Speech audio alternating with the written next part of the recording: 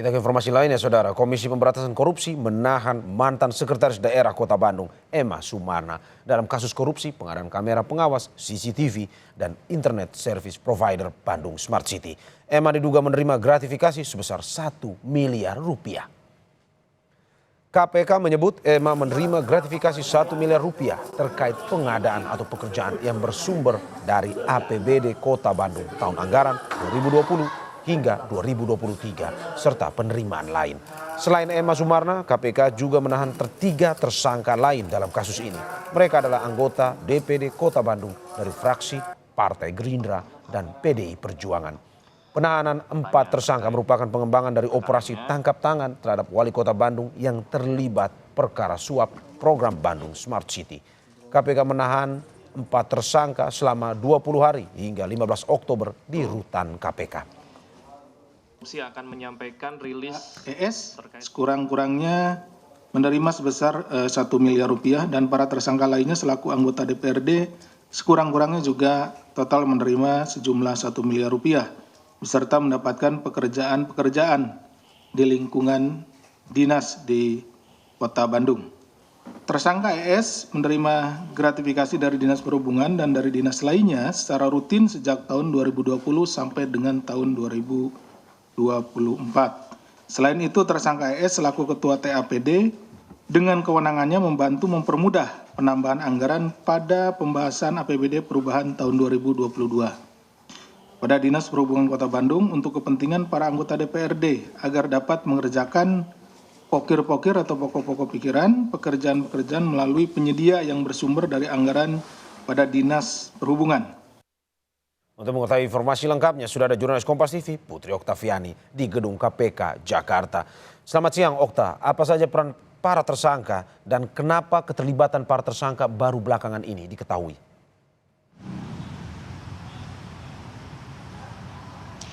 Ya, selamat siang Mario dan juga saudara. Benar sekali bahwa memang KPK sudah menetapkan kemarin ada beberapa tersangka dalam kasus dugaan korupsi proyek Bandung Smart City begitu. Jadi memang ada ex-sekda Kota Bandung yang juga merupakan ketua tim anggaran pemerintah daerah atau TAPD, yakni Emma Sumarna, dan juga 3 lainnya ini yang merupakan anggota DPRD Kota Bandung periode 2019-2024. Ada Riantono, Ahmad Nugraha dan juga Ferry Cahyadi. Tapi memang menurut informasi Mario dan juga saudara, ada satu lagi atas nama Yudi Cahyadi yang juga sudah ditetapkan sebagai tersangka tetapi memang masih absen dalam pemanggilan KPK meskipun pihak KPK ini memastikan akan hadir dalam waktu dekat.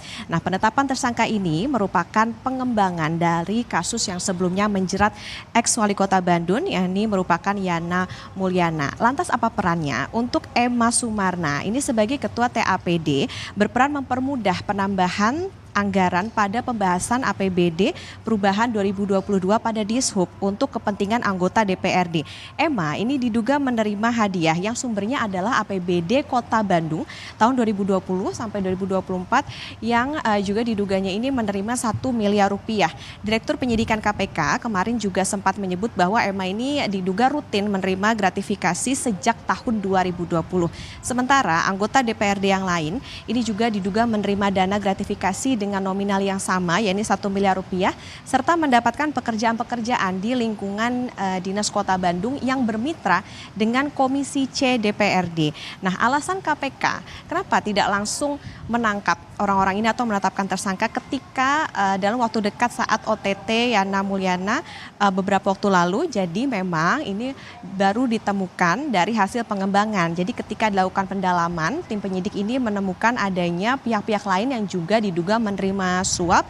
Jadi dari situlah baru dilakukan pendalaman. Nah, saat ini Emma dan juga tersangka lainnya ini ditahan selama 20 hari sejak kemarin tanggal 26 September sampai nanti tanggal 15 Oktober 2024. Yang kita tahu memang dalam kasus dugaan korupsi Bandung Smart City ini sudah menjerat ada 6 orang dan tentu Bandung Smart City ini juga kita ketahui bahwa ini diharapkan bisa memberikan kemajuan bagi teknologi Kota Bandung tapi sayangnya menjadi lahan korupsi. Mario?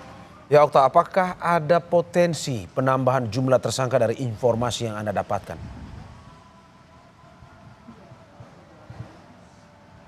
Ya, Mario, pada prinsipnya seperti penetapan tersangka yang baru ini pun juga merupakan hasil pengembangan dari OTT yang sudah ada atau sudah dilakukan sebelumnya terhadap Yana Mulyana. Jadi memang dari pihak KPK ini tidak menutup kemungkinan apabila nantinya ditemukan dari hasil pendalaman kemudian juga adanya bukti baru maupun juga dugaan keterkaitan dengan pihak-pihak lain, tentu tidak menutup kemungkinan akan adanya tersangka baru.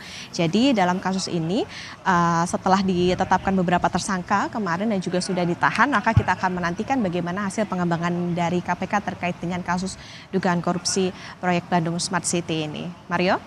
Terima kasih Putri Oktaviana atas laporan dari Gedung KPK Jakarta. Selamat bertugas kembali.